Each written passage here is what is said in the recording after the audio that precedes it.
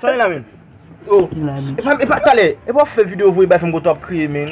C'est même ça. On raje pou det fòm ki to lò fè sa men. Yo men, so konè. Sak pase? Fòm nan gen nan bolet men.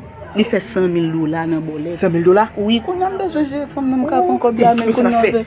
Na kriye sam pou te ko gen zami.